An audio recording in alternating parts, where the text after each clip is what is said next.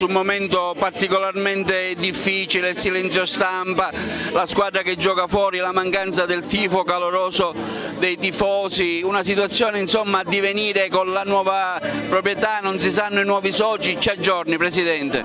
Ma la nuova proprietà dobbiamo capire ancora qual è, però oggi un dato di fatto è che Silvio Alessi è rimasto solo a portare avanti questa baracca, una baracca molto complessa che ha ogni giorno dei problemi grossi. Noi stiamo facendo di tutto per cercare di mantenere la categoria, per cercare di non fare mancare niente ai ragazzi, anche se ultimamente vedo che magari hanno fatto delle prestazioni poco non buone, ecco. Però sono da capire e quindi stiamo lavorando, stiamo cercando anche noi di capire meglio cosa fare, perché l'Agregas è il patrimonio della città, l'ho sempre detto, e quindi mi auspico che qualcuno che ha il potere di poterlo fare, darci una mano d'aiuto, perché siamo veramente messi non tanto bene. Il sostegno a Di Napoli che ha presentato le sue dimissioni. Il sostegno a Di Napoli era un fatto scontato, perché Di Napoli io reputo sia un grande allenatore e anche lui secondo me sta risentendo come i ragazzi di questo momento poco fortunato. Ecco. I problemi stiamo cercando di risolvere, dobbiamo risolvere però con l'aiuto di tutti, io da solo non posso fare miracoli, ieri l'ho anche detto ai tifosi, gli ho anche detto che io sto facendo di tutto e farò di tutto come ho sempre fatto anche nel passato per cercare di mantenere questa società, però è chiaro che non posso fare miracoli. Si parla tanto di questa nuova proprietà, di queste nuove cordate, sono venute ad Agrigento, cosa c'è di vero?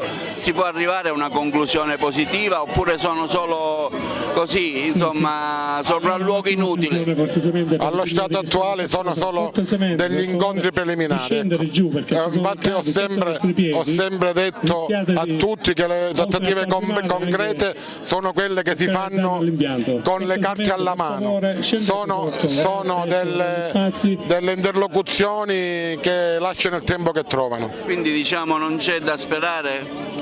Io spero, perché la speranza è sempre l'ultima a morire, spero che questa società sia ancora appetibile a qualcuno e io farò di tutto affinché si possano realizzare queste condizioni, però è chiaro che le trattative, le interlocuzioni si fanno con gli interlocutori davanti e con le carte alla mano, non si fanno né per telefono né sui giornali. Cosa ha detto ai tifosi? Cosa le hanno chiesto ai tifosi?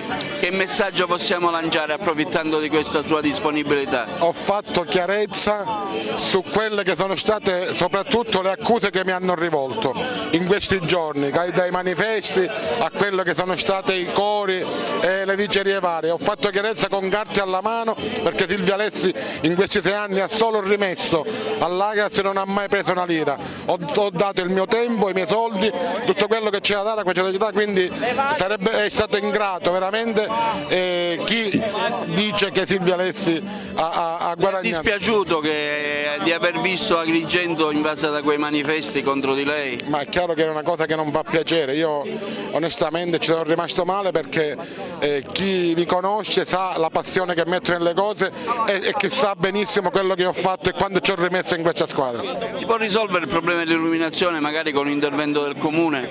Ma guarda, io ribadisco sempre che l'impianto dello stadio è di proprietà comunale e penso che come in tutti gli stati del mondo l'onere deve toccare al comune. C'è stata un'interlocuzione fattiva col sindaco? Abbiamo parlato tempo fa, gli abbiamo detto che noi non siamo nelle condizioni di realizzarlo vista la situazione societaria che c'è in corso, e spero che veramente il sindaco e l'assessore Amico si fanno carico di questo problema, ma non per Silvio Alessi ma per l'Agregas e per la città di Agrigento. L'ultimo posto cosa significa in questo momento?